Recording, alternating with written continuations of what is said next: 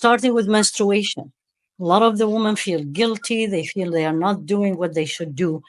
And I say this all the time. My ibadah, the definition of ibadah, act of worship, is to do what He wants me to do, not what I want to do. Al-ibadah, ta'atullah, al-istislamu lillah. Allah put me in a state of menstruation, or put me in a state of breastfeeding, or put me with a chronic condition. What does He want from me? قومي أو قم حيث أقامك الله مقامك حيث أقامك. What He wants from me is where He put me. He put me a sick person. Khair. This is the first thing. Everything comes from Allah. I'll say khair. I don't look at it. I'm comparing myself with others. Others, their ibadah, their act of worship is to fast. My act of worship that He will reward me is by not fasting. So it is the same. At the end, it's the right book. I want to fill it. And the other thing, I say this especially to the women, is you will be able to do more acts of worship, as simple as, let a woman who have children, for example, she always wants to go to the masjid to pray tarawih. You babysit her children. And now you made her life easy, and you made another person worship Allah subhanahu wa ta'ala. So let us all submit to the will of Allah. He said fast, sami'na wa ata'na. He said don't fast. I say sami'na wa ata'na. I think the words of the Prophet sallallahu alaihi wasallam address this very beautifully. الطاعم الشاكر بمنزلة الصائم الصابر.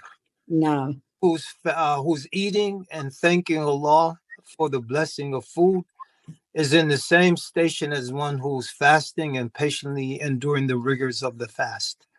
So as Dr. Haifaa mentioned, the worship is what's important. قُمْ حَيْثُ أَقَامَكَ اللَّهُ. And so the one who can't fast, then their maqam is shukr, or their obligation is shukr. And the one who's fasting, their obligation is sabr.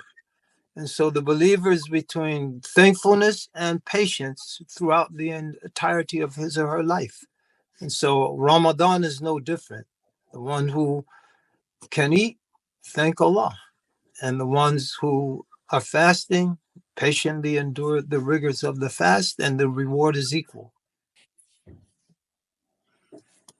I think the question is often sort of a FOMO thing, a cultural thing, where people feel like they're left out of Ramadan. And so I think I'll just add to what the both of you said and say, remind everyone that Ramadan is still Ramadan, whether you're fasting or not.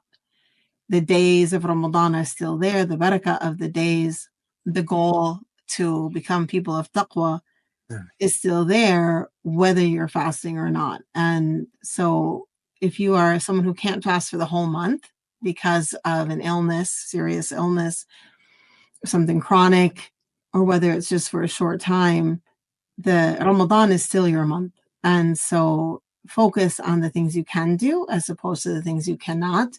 And don't let yourself become obsessed with what you can't do and waste time thinking about that. Focus on what you can do and fill your time with as many beautiful things as you possibly can.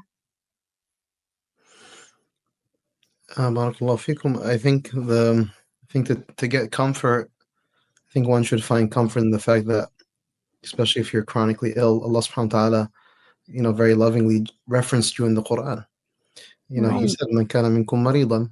So the fact that you should find istitnas, you should find comfort in the fact that God is specifically referencing you, and then softening your heart by telling you, "Listen, I don't want hardship for you. I want ease for you."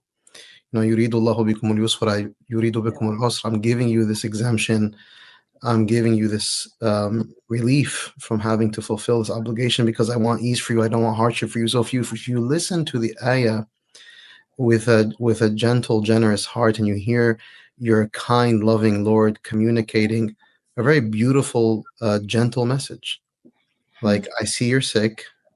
I want things to be, gentle upon you, and so therefore, don't fast. And so if you experience your Lord with that, Ana inda dhanna abdi bi, I am as my servant assumes of me, you'll actually find comfort and warmth in your heart from how Allah is communicating to us. Wallahu a'lam.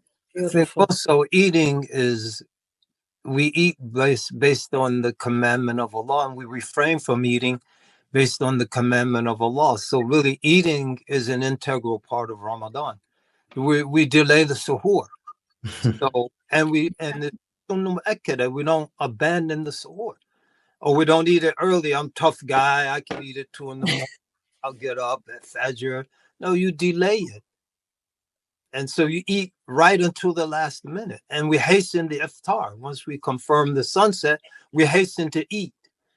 And we eat as late as we possibly can at night. And so eating is part of obedience. And the person who's eating during Ramadan is obeying Allah. Because as Sheikh Yasir mentioned, this is something Allah has told us to do. If you're sick, don't eat. If it's going to harm you or accentuate the illness, etc. So it's all about obeying Allah. It's not about eating or not eating. It's about obeying Allah subhanahu wa ta'ala. That's what Ramadan is all about.